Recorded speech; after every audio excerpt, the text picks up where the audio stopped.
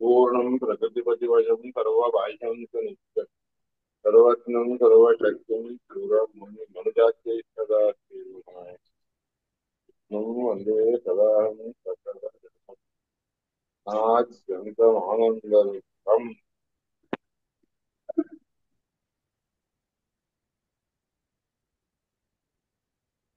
हरे हरे महा। हरे।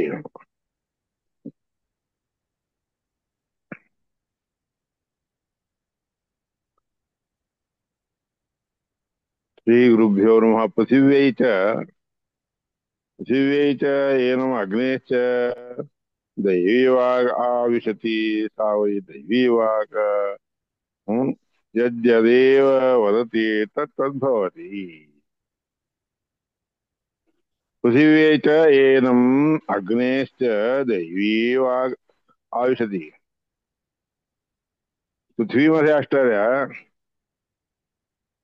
येनम् अग्नेश्च ह्या पृथ्वीमध्ये असणाऱ्या दैवी वाक जे आहे अग्नीच्या पासून झालेली दैवी वाक ते पृथ्वीमध्ये आविशती म्हणजे आविष्ट होती. पृथिवी पृथिवीच एनम अग्नेश्च दैवी. पृथ्वी म्हणजे पृथ्वीसाठी म्हणून अग्नीची दैवी असणारी वाक जे आहे आविष्ट होते. ती दैवी वाक म्हणजे यद्यदेव वदती तर तद्भवती. जे जे तो बोलायला जातो ते ते होतं. दैवी वाक म्हणजे कशी असते, आपण जे बोलू ते होतं. असं पृथ्वीमध्ये अग्नीच्या कारणामुळे दैवी वाक आविष्ट होती. सगळे जीव देवता लोक जीव जीव म्हणजे जीवस्थानामध्ये असणारे सगळे आदित्य, सगळे देव, मन हे इत्यादी त्याच्यामध्ये आविष्ट होतात. तद्वयी दैवम म्हणून ते दैव म्हणजे देवतांच्या संबंधी असणारं जे मन आहे हे ना आनंदी एव भवती. त्याच्यामुळे तो आनंदित होतो. असं न ठेवते ते त्यावेळेस तो काही विचार करत नाही. अध्यक्ष एनम आता पृथ्वीचं झालं, आता पाण्याचं. अध्यक्ष एनम चंद्रमसश्च पाण्यामध्ये असणारा जो हा चंद्रमा आहे ना तो दैव आहे, प्राण नामक दैव आहे. दैवही हे प्राण आविष्टते. सगळ्या देवतांच्या बरोबर प्राण आविष्ट होतो. तो दैव हा प्राण हा तो दैव म्हणजे देवतांना बरोबर घेऊन आलेला प्राण आहे. त्या संचरम सगळीकडे संचार करत, संचरणश्च सगळीकडे संचार करत करत न व्यथते. इतक्या ठिकाणी सगळीकडे संचार करत असतो पण व्यथा होत नाही, तर त्रास होत नाही.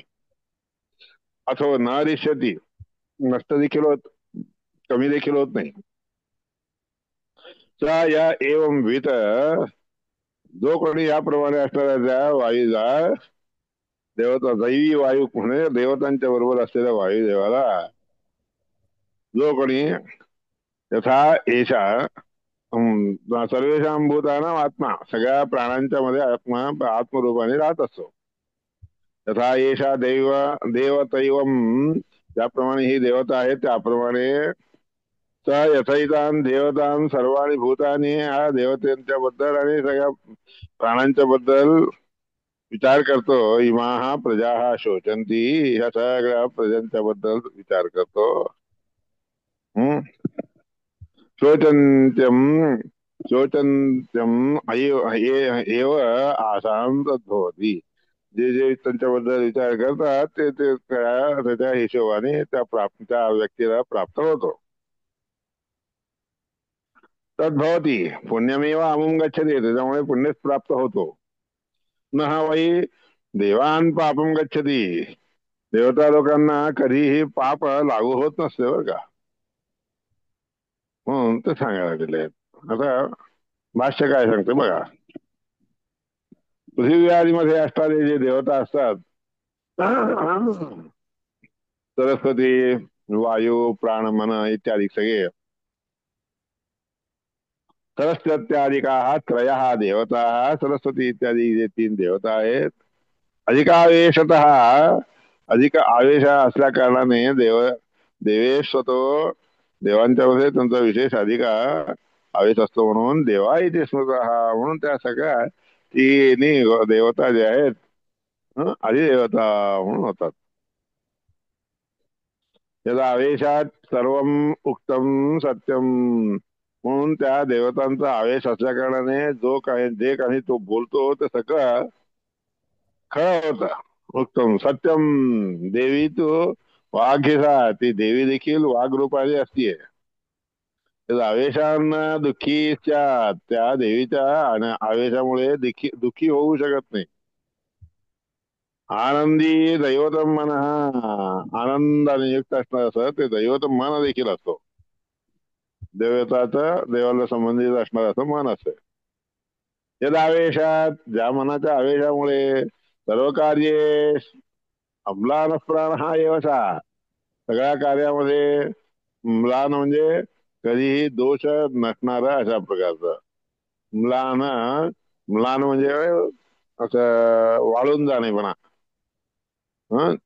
अशा प्रकारचा प्राण असतो तोच प्राण येवसा सर्व सामर्थ्ययुक्त सगळ्या सामर्थ्याने युक्त असणारा तो प्राणच आहे. प्राण येवसा सर्व सामर्थ्ययुक्त न म्रियेत कदाचन सगळ्या प्रकारच्या सामर्थ्याने युक्त असणारा असतो तो आणि त्या प्राणाला नाश वगैरे नसतो. न म्रियेत कदाचन एवं सप्तान्न वित मुक्त स्त्रीभिराविष्ट एव तो सात प्रकारच्या अन्नाने सप्त अन्न विन सप्त अन्नामध्ये असणाऱ्या परमात्मा किंवा त्या प्राणादिकांचं स्मरण करतो. मुक्त त्रिभिर आविष्ट एव तो ह्या तीन सरस्वती इत्यादिक मन प्राण ह्या इत्यादिकांनी आविष्ट असणार होऊन सर्वेषु व्याप्ती म्हणून ते सगळीकडे व्याप्त होत. सगळे प्राणादिक देवता जे आहेत व्याप्त होतात व्यापून राहतात. न दुःखी प्राण स्थिती दुःखयुक्त असणाऱ्या प्राण्यामध्ये कधी स्थिती मिळत नाही त्यांना राहत नाही तो. सप्तान्नोपासना योग्य हा देवा हा सप्त अन्नाने उपासना करून प्राप्त करून घेणारे देवता हे लोक आहेत प्राणादिक देवता आहेत. एकांताने स्वीकार करून घेत असतात. देवांश पापम मापनोती देवतांना देखील कधी पाप प्राप्त होत नाही. तस्मात पाप न तस्य तू त्या देवतांना कधी पाप लागू होत नाही. देवा मनुष्याला अंशही आता हा देवता सगळे मनुष्यांच्या मध्ये आप्त लोकांच्या सगळ्या देवतांना बरोबर घेऊन व्यापून राहतात. हे पुत्रच फलम त्यानंतर त्या मुलापासून त्यांना फल मिळतं. तेषामेव हा मुक्ते हे म्हणून त्यांच्यात मुक्ती मिळू असतात त्यांच्या बरोबर राहत असतात. हा मुक्ता न तो किंचन कधीही त्याला सोडून ना त्या देवताच्या पुत्र इत्यादिकांना सोडून कधीही राहत असतात. मुक्तानाम देववागादे हे देव वाघ इत्यादी सगळ्यांचा आवेश मुक्तांच्या मध्ये मुक्त होऊच तर राहत असतो. मुक्त झाल्यानंतर नाही. प्राणज्ञान यथा अवंती प्राणामुळे ज्ञान जसं प्राप्त होतं की नाही तसंच रहस्य मी ते सर्वदा आहे रहस्य कारक असणाऱ्या अशा गोष्टी प्राणाच्या मुळे त्यांना ज्ञान प्राप्त होतं. रहस्यात्मक ज्ञान म्हणजेच परमात्म्याबद्दलचं ज्ञान किंवा मुक्त स्वरूपच्या अभि अवंती एव रहस्यतः रहस्य ज्ञानामुळे त्याला मुक्तांचं स्वरूप प्राप्त होतं सांगितलं. म्हणजे प्राण मुक्त होऊस तर त्याला गती असतो म्हणजे तोच त्याला एकांत रहस्यात्मक असणारं ज्ञान प्राप्त करून देतो. आता तो व्रत मीमांसा आता यामुळे व्रताच्या बद्दलची मीमांसा आहे बरं का. प्रजापतीने कर्म खरोखर सांगायचं म्हणजे प्रजापतीने सगळे कर्म सृष्ट केलेले आहेत.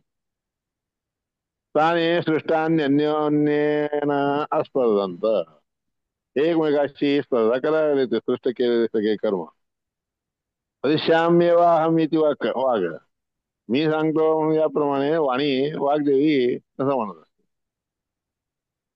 त्यानंतर दध्रे द्रक्ष्याम्यहम इति चक्षुः, मी धारण करतो आणि पाहतो, पाहू शकतो म्हणून चक्षु देवता, इंद्रियामध्ये असणारे देवता म्हणून. श्रोष्याम्यहम इति श्रोत्रम, श्रोत्र इंद्रियामध्ये राहणार मी जे काय ऐकण्याच्या गोष्टी आहेत ते सगळं ऐकतो, ऐकायला होतो. तेव्हा म्हणण्या आणि कर्माने असे सगळेचे सगळे जे कर्मेंद्रिय आहेत ते सगळे कर्मेंद्रिय आणि करणारे गोष्टी सगळे हे देवता करत असतात. त्याचा कर्मता आणि मृत्यू हो श्रमो भूत्वा, त्यानंतर ते सगळे मृत्यू श्रमाच्या रूपाने भूत्वा उपये मे त्यांच्या जवळ येतो, तान्य आपणवत, आणि मग ते सगळे प्राप्त करून घेतो. तान्य आपता ते सगळे प्राप्त करून घेऊन मृत्यू अवारुंधत, मृत्यू अवारुंधत, मृत्यू काय करतो सगळं अडवून टाकतो.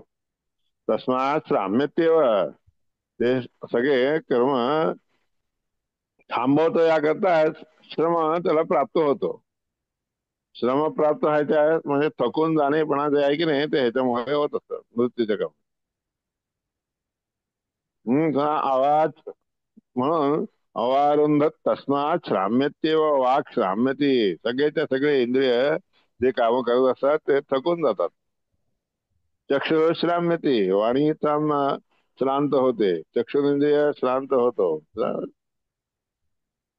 श्रोत्रम असम, श्रोत्रम असैवम एव नाप्नोत, मग श्रोत्रेंद्रिय देखील करू शकत नाही त्याचे काम. योयम मध्यम, तो मध्यम मध्ये असणारा जो प्राण आहे की नाही, अतम ज्ञातम दद्रिरे, त्या प्राणाला जाणून घ्यावा म्हणून सगळेजण प्रयत्न करतात. अयम वैन, हा श्रेष्ठ, हाच प्राण जो आहे आम्हाला सगळ्यांना श्रेष्ठ आहे. त्या संचरणाच्या संचरण सगळीकडे संचार करत न करत व्यथा, आधी व्यथा म्हणजे त्रास त्याला व्हायला लागतो. तो न रिष्यती, संपत नाही. हंत अशा एव सर्वे रूपम असाम, रूप सामेती, त्या सगळ्यांचं हे सगळं रूप आहे की नाही, असले रूप त्याला रूपम असामेती, त्याला साम असं म्हणत नाही बरं का, समान रीतीने नसते ते. तर एतस्यैव सर्वे रूपम अभवतम, अभवं, ते सगळेच्या सगळे देवता या प्राणवायूचे सगळे एक एक रूप आहे. तस्मात एतम एतेन आख्यायन्ते, म्हणून ह्याच्याने ते ते गोष्टी सगळे सांगितले जातात. प्राणा इतिह, म्हणून त्याला म्हणतात प्राण म्हणतात. तेन हवावा तत्कुलम आचक्षते, त्यामुळे त्याचं कुल काय आहे ते कसं आहे ते सांगितलं जातं. यस्मिन कुले भवती एवं वेद, ज्या तो या रीतीने एका कुलाचं नाव घेऊन घेऊन या ठिकाणी राहायला लागतो. एव एवं विदा स्पर्धते, जो कोणी या प्रकारे स्पर्धा करायला लागतो, अनुशुष्यते, अनुशुष्यते हळूहळू वाळायला लागतो. अनुशुष्य मग वाळून, मग शुष्क होऊन, एव अंततः म्रियते, मग शेवटी शेवटी तो मृत होऊन जातो. म्हणून हे अध्यात्म विषय आहे हा विषय. आता आधिदैविक, असा अधिदैवतम जलिष्याम्येव अहम इत्यग्रे दत्ते, तप्स्याम्यहम इत्यादित्यो भास्याम, भाष्य भाष्याम्यहम इति. अधिदैवत कसं, जलिष्यामी एव, मी जळत राहीन, अम, मी असं मी जळतच राहीन असं तो अग्नी राहत असतो, वागत असतो. ते धारण करतो शरीराला, त्या देहाला म्हणजे जीवाच्या शरीराला. माझ्यामुळे सगळ्यांना ताप उत्पन्न होतो, मीच ताप उत्पन्न करणार आहे इति. आदित्य भाष्याम्यामिती, म्हणून या रीतीने आदित्य रूपाने मी सगळीकडे प्रकाशमान होतो. असं अग्नी अशा रूपाने धारण करतो, असं रूप धारण करतो. आता चंद्र एव चंद्रमा वा चंद्रमा एवं अन्या देवता, जसं अग्नी आहे त्याचप्रमाणे चंद्रमा इत्यादी सगळे इतर देवता देखील यथा दैवतम त्यांच्या त्यांच्या दैवताला अनुसरून तर यथेषाम प्राणानाम मध्यम प्राण या सगळ्या प्राणांच्या मध्ये मधला जो प्राण आहे की नाही, हा, ते मधल्या प्राणाच्या बरोबर मिसळून जातात. एवं एतासां देवता देवतानां वायुर्लोच वायु म्लोजंती. मध्यम प्राण जो आहे त्या सगळ्या देवतांना बरोबर घेऊन वायूच्या रूपाने म्लोचंती. म्लोचंती म्हणजे निम्लोचंती म्हणजे झाकले जातात. ही अन्य देवता त्याचप्रमाणे इतर देवता देखील न वायूच्या बरोबर राहता म्हणजे म्लान होत नसतात. न वायुस्तैषा नास्तुम म्हणजे वायू तिथं असलेला जो वायू आहे तो मात्र नाचतो असतो अस्त होत नाही, नष्ट होत नाही. हा अस्तमिता देवता यद वायू हो, देवता जरी वाढले तरी वायू मात्र तसंच राहतो. म्हणून त्याला आधी दैविक असं म्हणतात. असा एक श्लोक होते पण त्यांच्याबद्दल असा एक श्लोक आहे. यदश्चोदेति सूर्यः अस्तम्यत् जगच्छति. ज्या ज्या जागेपासून ज्या ठिकाणापासून सूर्य म्हणजे उदयाला प्राप्त होतो आणि जिथं पुन्हा अस्ताला जातो. हो. यदश्च उदयति सूर्य अस्तम्यत् जगच्छति प्राणाद्वाएष. तो प्राणामुळे जो उदयाला येतो, प्राणामुळे अस्त अस्त होतो. पण देवास चक्रिरे धर्मम. आणि त्या देवाला त्या त्या सूर्याला जे आहे सगळ्या देवतांनी काय केलं, तोच खरा धर्म आहे. दैवाद्य स उ स्व इथे, तोच आज आहे उद्या देखील तोच आहे असं देवता देखील करतात म्हणतात, समजतात. येतद ऊष्य ध्रिय म्हणजे हे जे काही आपल्या बरोबर धारण करत ध्रियंते धारण केल्यासारखं करतात. तदेव आप्याद्य तदेव आप्याद्य अपि आद्य कुर्वन्ति. तेच आज देखील करत असतात. जे देवता सगळ्या या धर्माला आचरण करून देवतांच्या बरोबर घेऊन धर्म आपण आचरण करतात की नाही, त्या धर्मामुळेच हे सगळं धारण केलं जातं. आणि हेच केव्हाही करत राहत असतात. प्राण हा मुख्य आहे. तस्माद एकमेव व्रतम चरेत. एकच व्रत आचरण करावं. प्राण्याचे व अपान्याचे प्राणापान इत्यादिकांनी स्वीकार करावा. नेन्मा पापमा. हं? ह्या सगळ्या पापिष्ट असणाऱ्या गोष्टींना कधीही स्वीकार करायला जाऊ नये. मृत्यू रापनवदिती. आणि त्याच्यामुळे पापिष्ट असणाऱ्या देवतांना दैत्यांना इत्यादिकांना घेतलं तर केलेल्या पापामुळे मृत्यू प्राप्त होतो इथे. यद्युच्चरेत चांगल्या रीतीचे चांगल्या रीतीने उच्चारण केले तर समापिप समापिपमीय समापिपम समापिपईशेत. समाप्त नष्ट नष्ट करून घेण्याची इच्छा केल्यासारखं होतं उच्चारण केलं. तेनो येतश्चै देवता ये त्याकरता या देवतांच्यासाठी आपण नष्ट व्हावं अशी कधी इच्छा करून प्राप्त करून घेण्याची इच्छाच करावी. आणि तसं केल्यामुळे काय होतं, साहित्य लोक प्राप्त होतो. सलोक साहित्य म्हणजे परमात्म्याच्या जवळ जाणं किंवा सलोकता म्हणजे परमात्म्याच्या लोकात जाणं किंवा स्थानामध्ये जाणं इत्यादी प्राप्त करून घेऊ शकतो. जे येते म्हणजे प्राप्त करून घेतो असं अधिदेवतांच्या बद्दल सांगितलं आहे. उत्तम सर्व देवेश हा प्राणेव.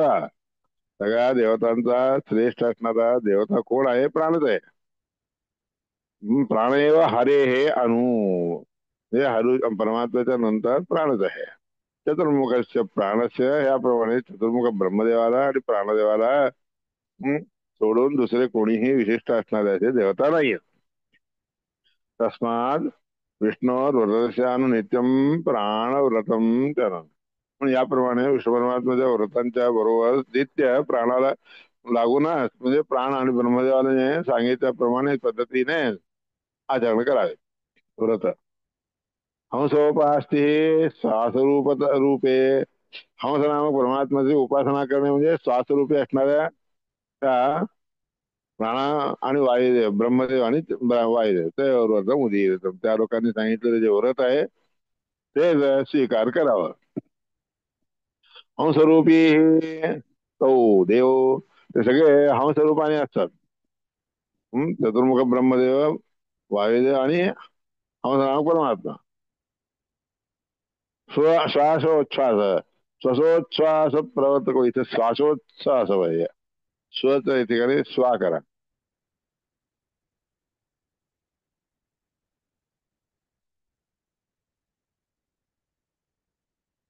हा श्वासोच्छ्वास प्रवर्तक हो. हंसरूपी असणारे ते देव श्वास आणि उच्छ्वास या दोघांच्या या दोन्हीचे प्रवर्तक असतात. तस्मात प्राण्यात प्राण्याच्या सगळ्या प्राणांच्या मध्ये असणारा जो प्राण वायू आहे आणि अपान रूपी वायू आहे चांगल्या त्यांच्यामुळे सद्रूपम सगळं चांगलं रूप त्याला प्राप्त होतं. संस्मरण सदा आपल्याला जे रूप प्राप्त होतं ते त्या दोघांच्यामुळे होत असतं याचा विचार केला असताना सदा असं चिंतन केलं असताना नान्यस्य उपासना करूया दुसऱ्या कोणत्याही देवतांना सोडून इतर देवतांची उपासना करू नये. तर भृत्यत्व विना क्वचित ते देखील त्या परमात्म्याचे भृत्य आहेत असं समजूनच करावा. भृत्य नाही आहे तसं कधीच विचार करू नये. इंद्रियाणी तसं जादो वासुदेव हा प्रजापती वासुदेव रूपी परमात्मा प्रजापतीच्या द्वारे हे सगळे इंद्रिय उत्पन्न केलेले आहेत त्यांनी. अध्यात्म इंद्रियान्याहो अध्यात्म म्हणजे अध्यात्म रूपाने असणारे सगळे इंद्रिय असतात. अधिदैवंतु देवता अधिदैवत म्हणजे सगळे देवता होतात.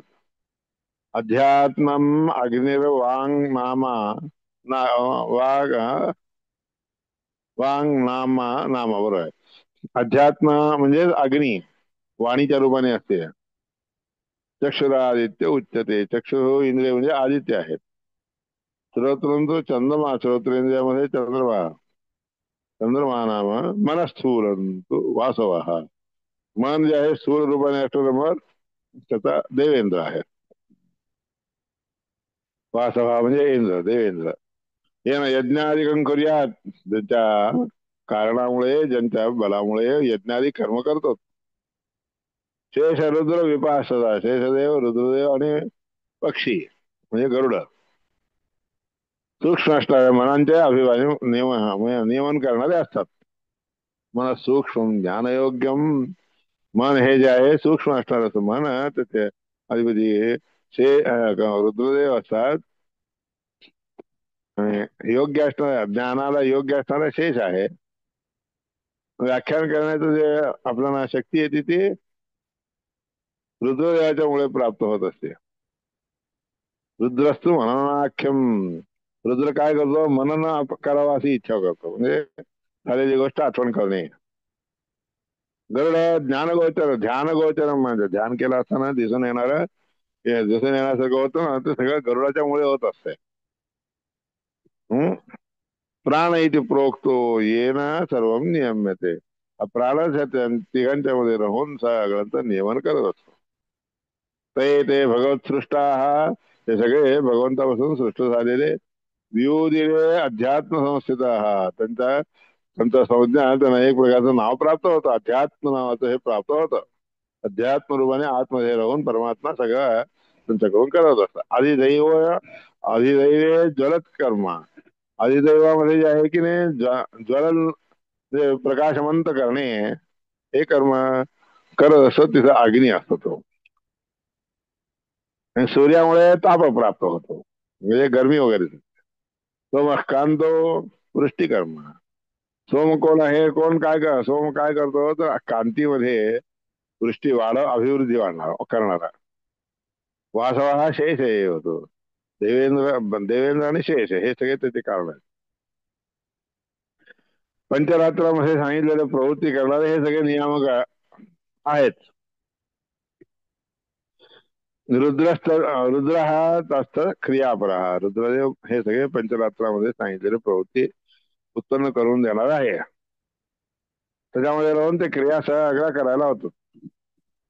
म्हणून सगळ्यांचा प्रवर्तक असणारा असं कोण आहे? वायू. म्हणून त्या वायुदेवामुळेच मनुष्यांना प्रत्येकाला जे आहे मोक्ष इत्यादी प्राप्त होऊ शकतो. वेद प्रवृत्ती ही इंद्र हा वेदामध्ये प्रवृत्ती उत्पन्न करून देणारा इंद्र आहे. ते अधिदैवेच परस्पृतू. अधिदेवामध्ये ते सगळेजण एकमेकाशी स्पर्धा करायला लागतात. मी श्रेय करणार आहे, मी श्रेय करतो, मी चांगलं करतो, मी भलं करतो म्हणून. अहंश्रेयान अहंश्रेयान इति तान अब्रवीदरी. अशा रीतीने सगळे एकमेकाशी स्पर्धा करत असताना हरी परमात्मा स्वकर्म यश अविश्रांतम, जे कोणी आपलं कर्म विश्रांती घेता करतील ना ते श्रेयस्कर असणार आहे. सगळ्या लोकांना श्रेयस करणार तेच देवता आहे. इति श्रुत्वा ततश्चक्रो कर्म स्वम अनारतम. त्याप्रमाणे देवाने सांगितलं, पण ऐकून मग सगळे देवता लोक आपलं आपलं काम करू लागले. तान येतान श्रमरूपेण, श्रमरूपाने सगळे त्याच्याकडून प्रत्येक व्यक्तीकडून काम करून घेत असतात ना त्यावेळेस पण आपण ब्रह्मा प्रजापती प्रजापती ब्रह्मदेव आले तिथे. श्रांत स्वम भगवत कर्म नाशयक हो, ते सगळे थकून जातात. भगवंताचं कर्म पूर्ण रीतीने करू शकत नाहीत. सगळे देवता असे होऊन जातात. मग त्या सगळ्या देवता वायूजवळ येतात. समशक्तित्वान ब्रह्मा प्रजापती.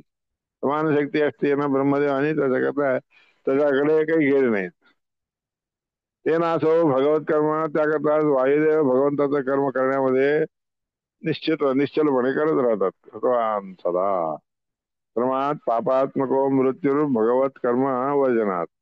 श्रम मनुष्याला प्राप्त झाला, श्रम झाला म्हणलं की पापात्मक असणारा श्रम आला की भगवंताच्या कर्मामध्ये कर्म करण्यामध्ये त्याला प्रवृत्तीच होत नाही. मृत्यू धर्मराज ते काम करतो. अन्यान देवान वापास आशु इतर देवतांच्या जवळ देखील जातो.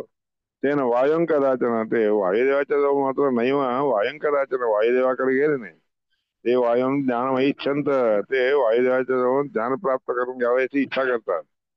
श्रेष्ठ होयामध्ये निश्चित हा श्रेष्ठ आहे असं समजून निश्चय करून वायुदेवाकडे जातात आणि ज्ञान प्राप्त करून घेतात. ज्ञाता ते ना त्या आविष्ट हा, ते वायुदेवाला असं समजून घेऊन त्या वायुदेवाने आविष्ट झालेले त्या वायुदेवाचे भृत्य म्हणून सगळेजण त्याच्याजवळ जातात. तस्मात प्राणश्च मरुत, म्हणून प्राण हा मरुत इत्यादिकांच्या मध्ये अविष्ट होतो. इत्येषाम नाम संस्कृत, म्हणून मरुत ह्या रूपाने त्यांचं नाव प्राप्त झालेलं आहे. वायू देवाही जायंते, वायूपासून सगळे देवता उत्पन्न होतात. लय देखील त्याच्यामुळेच होत असतात.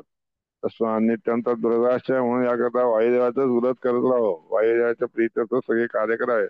त्याच व्रत तो त्याच्या नावाने त्याच्याकडून हे सगळं व्रत केलं असताना सगळे योग्य होतं. ते व्रत केलेलं आचरण केलेलं योग्य होत असतं. अन्य देव व्रत आरंभ यदि करूया समापयेत. इतर देवतांचं जर निमित्त ठेवून घेऊन व्रत आरंभ केलं तर सगळं नष्ट होऊन जातं, म्हणजे नंतर संपूर्ण होऊन जातं. ते नासो वायुनासा, म्हणून याकरता वायूच्या बरोबरच सगळे भगवंताची उपासना करायला लागले. असं नारायण श्रुतीमध्ये सांगितलेलं आहे. ते नासो वायुना ते असो, त्याकरता हा वायूला बरोबर ठेवून भगवंताची उपासना करायला नाही गेले. आनंद देव होती, त्याच्यामुळे आनंद प्राप्त होतो. न शोचते, कधीही शोक वगैरे इत्यादी होत नसतो. इथो ह्याप्रमाणे मग त्याच्यामुळे मुक्त होतात. हा अभिप्राय भाषामध्ये आचार्याने सांगितलेला आहे. आधी दैव, आधी भौतिक, आध्यात्मिक वगैरे इत्यादी काय आहे काय नाही सांगितलेलं आहे. श्रीकृष्णार्पण. आता त्रय ब्राह्मण, 3 प्रकारचं ब्राह्मण, हे सगळे 3 देवतांना उद्देशून केलेलं ब्राह्मण आता याच्या पुढे सांगतात.